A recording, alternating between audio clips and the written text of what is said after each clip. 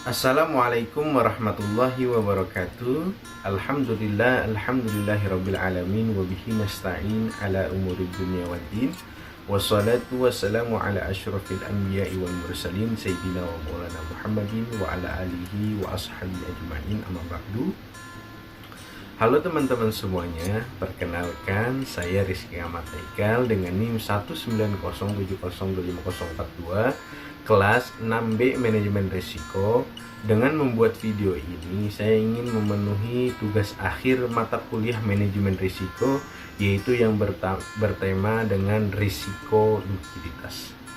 Nah, pertama saya ingin menjelaskan tentang resiko likuiditas. Apa sih itu resiko likuiditas? Nah, resiko likuiditas itu tentunya adalah suatu risiko akibat ketidakmampuan bank untuk memenuhi kewajiban yang jatuh tempo dari sumber pendanaan arus kas atau aset likuiditas berkualitas tinggi yang dapat digunakan itu tanpa mengganggu aktivitas dan kondisi keuangan bank menurut PBI nomor 13/23/PBI/2011 tentang manajemen risiko. Nah, jadi pengertian risiko likuiditas itu akibat ketidakmampuan suatu bank dalam memenuhi suatu kewajibannya. Nah, yang kedua, saya ingin menjelaskan tentang faktor pendukung terjadinya risiko likuiditas, yaitu risiko likuiditas perbankan itu merupakan akibat dari interaksi antara aset dan liabilitas yang Bank Islam miliki. Jadi terjadi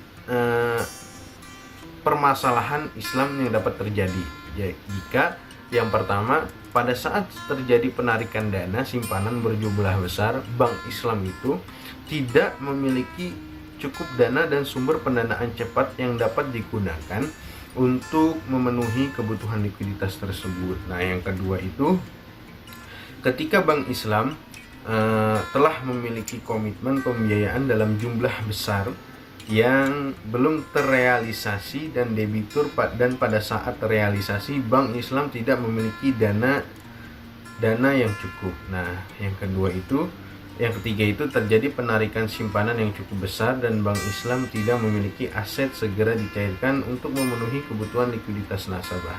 Nah, yang keempat itu terjadi penurunan besar-besaran terhadap nilai aset yang bank memiliki memicu ketidakpercayaan nasabah sehingga menarik dana simpanannya dari bank. Jadi itu salah satu bentuk faktor pendukung terjadinya risiko likuiditas. Nah, yang ketiga itu pengelolaan risiko likuiditas. Bagaimana sih cara mengelola risiko likuiditas? Yaitu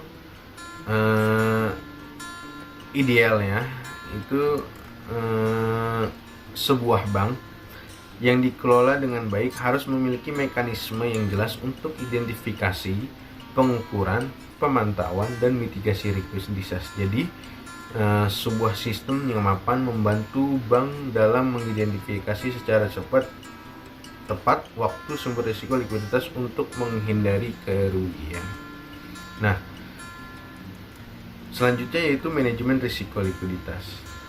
Saya ingin menjelaskan tentang manajemen risiko likuiditas, yaitu tentunya menyatukan likuiditas itu penting untuk bank syariah dalam menjalankan aktivitas bisnisnya, mengatasi hal kebutuhan mendesak, memuaskan permintaan nasabah terhadap pinjaman, dan memberikan fleksibilitas dalam meraih kesempatan investasi menarik dan memungkinkan. Jadi likuiditas yang tersedia itu harus cukup, tidak boleh terlalu kecil sehingga mengganggu kebutuhan operasional sehari-hari.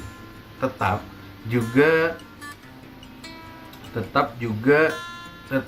tidak boleh terlalu besar karena akan menurunkan efisiensi dan berdampak pada rendahnya tingkat profitabilitas. Jadi jika suatu bank bisa mengelola likuiditas tersebut, maka nasabah-nasabah itu akan merasa puas yang akan berdampak pada bertambahnya nasabah baru dan memajukan bank syariah tersebut. Nah, selanjutnya saya ingin menjelaskan tentang faktor internal dan eksternal penyebab terjadinya risiko likuiditas. Nah, Faktornya itu apa aja sih? Bagaimana? Apa aja sih yang harus kita lakukan? Nah, yang pertama ini tentunya saya ingin menjelaskan tentang faktor internal itu terlebih dahulu. Yang pertama itu exposeres lembaran tinggi. Yang kedua itu bank sangat bergantung pada perusahaan jangka pendek. Yang ketiga itu kesenjangan dan tanggal jatuh tempo aset dan liabilitas. Yang keempat itu bank-bank ekspansi aset cepat melebihi dana yang tersedia di sisi kewajiban. Yang kelima konsentrasi deposito dalam teror jangka pendek. Yang keenam kurang alokasi dalam instrumen pemerintah cair. Yang ketujuh lebih sedikit penempatan dana dalam deposito panjang. Nah, faktor eksternalnya itu yang pertama, pasar keuangan dan deposan yang sensitif, guncangan ekonomi eksternal dan internal. Yang ketiga itu kinerja ekonomi rendah atau lambat. Yang keempat, mengurangi kepercayaan deposan pada sektor perbankan. Yang kelima yaitu faktor non-ekonomi, kerusuhan politik dan lain-lain. Yang terakhir yaitu tiba-tiba dan penarikan likuiditas berbesaran dari deposan. Nah, itu penjelasan dari saya. Kesimpulannya itu bahwa risiko likuiditas itu dapat memberikan suatu komponen atau kontribusi yang besar bagi dalam suatu bank syariah. Mungkin ini saja penjelasan dari saya. Saya Rizky Ahmad Haikal, kurang lebihnya mohon maaf. Wallahu muwaffiq ila aqwamit thoriq. Wassalamualaikum warahmatullahi wabarakatuh.